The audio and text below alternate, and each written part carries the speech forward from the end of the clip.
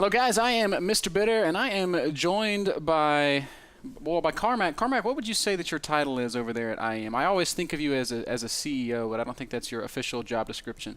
No, it's certainly not CEO, it's Director of Pro Gaming Okay, the Director of Pro Gaming with the Intel Extreme Masters, with uh, ESL. With okay, ESL. with the ESL, and the man that runs the Intel Extreme Masters. That is that much is true. You're the guy that makes IEM happen.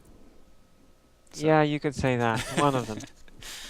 Well, Carmack, thank you for taking the time to talk to us today. Just have a couple of quick questions, and I know you're very busy, so I'll let you get out of here as soon as we knock these out. First and foremost, the Intel Extreme Masters truly is the first and only intercontinental esports event. Last year, you guys hosted events on 4 separate continents, hosting players from more than 20 different countries, and streamed your events in more languages than I even knew existed. What is the secret to reaching such a global audience? I don't really think there is a secret. I actually think that people simply underestimate the reach of the ESL. I mean, ESL runs competitions daily in South America, North America, 50 European countries, China, Southeast Asia, you name it. So it's not really difficult for a company like ESL with such a global reach to host events in many different countries on many different continents, or broadcast in many different languages. It's not really something that would amaze us, at least, although we are very, very proud that we get to go, get to bring esports to crowds all over the place: South America, North America, Asia, Europe, you name it. One of the most special things about the Intel Extreme Masters, in my opinion, is the fact that you're almost constantly introducing major esports events to markets that have never had it before. What is the motivation for doing something like that? Well, we every season we try to go to places where we feel welcome and where we enjoy success, because consistency is also important in creating a major show, and prestige and history and all of that good stuff.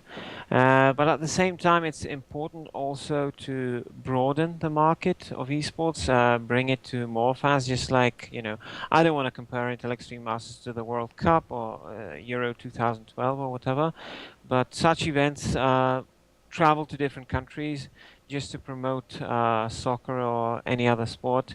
And we do believe that we have, again, I want to avoid,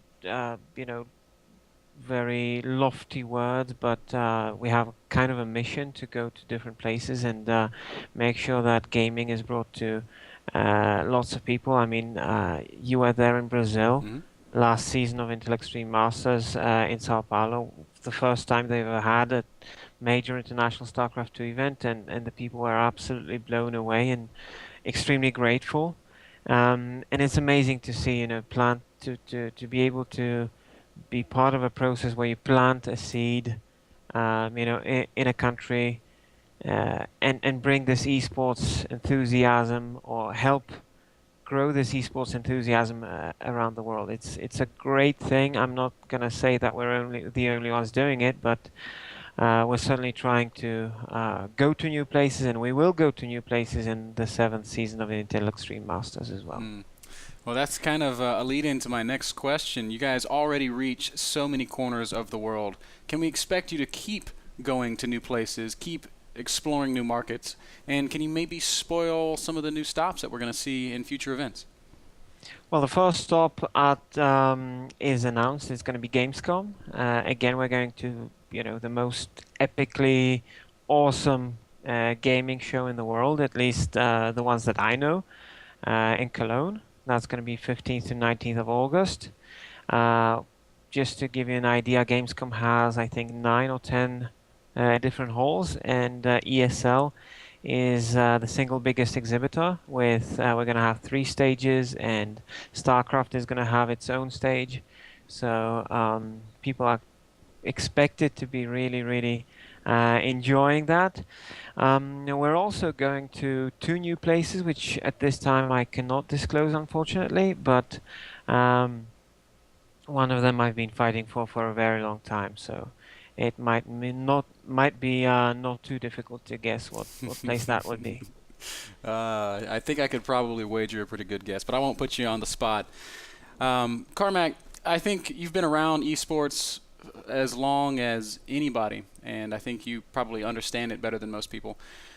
What has to happen for StarCraft 2 and for esports in general to continue growing in the way that it has?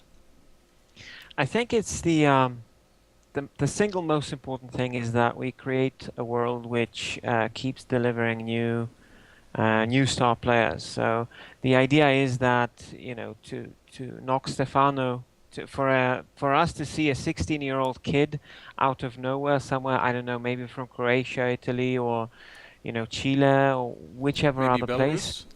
Belarus? Belarus is as well a good place, and see that 16-year-old kid and knock Stefano out of a tournament or beat him in a final while Stefano is still in his prime.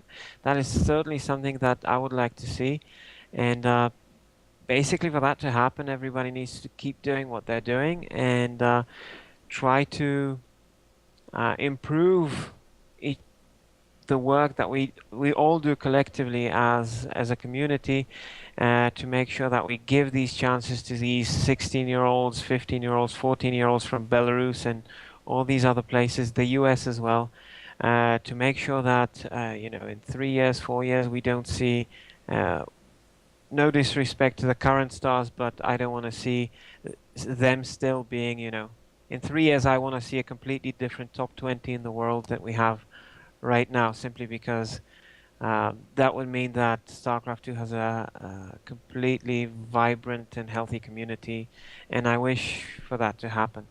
What if we were to take a step back and say, disregarding StarCraft, but esports as a whole, the industry itself, what can we do to continue to stimulate growth in the esports scene? I think across the board in every game we need to build a system where we keep delivering build an aspirational system where we keep delivering as many new players as possible, as many new players are introduced to esports as possible, because it's an inbuilt problem in esports where at some point after a certain period of time in a game, more people leave the community than enter it, simply because most games are built on this model where the publisher sells the game once, and then after that, there is no marketing around the game, so new people don't buy the game anymore. So, I mean, who's buying Brood War these days, right? Right. So that's a hurdle we need to cross. But in general, it's really about making sure that new people find out about the particular game that we enjoy as an esport, and that these new people have a chance to ladder up and compete with Adra, Stefano, MVP, and Nesty. Do you think that for the kind of growth that we're talking about to happen, do you think more of that falls to the developer or to the communities and to the ESLs of the world?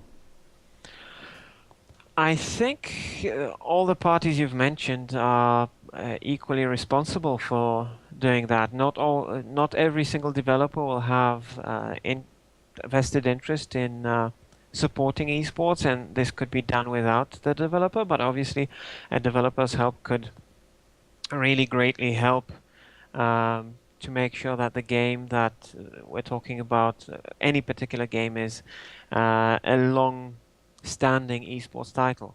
But it's mostly with the community and with the tournament organizers doing responsible stuff and making sure that the business model behind the pro gaming scene is healthy, and that there is a blooming amateur scene right below the pro gaming stuff. I think if you look at esports over the past couple of years, I mean, we've seen a real spike due in large part to the advent of online streaming. When you look at our industry as a whole, and you ask yourself, how big can it get? How far can it go? What comes to mind? I think it can't be bigger than Rotterdam's tendency to lose money on sporting bets.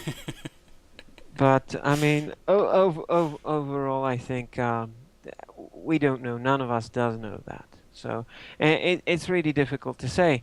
Esports has been extremely difficult to predict. There's been gentlemen out there with, big esports corporations saying that we're going to be amazingly huge and, all these things. But we don't really know where the ceiling is. But the bottom line is we still haven't hit it.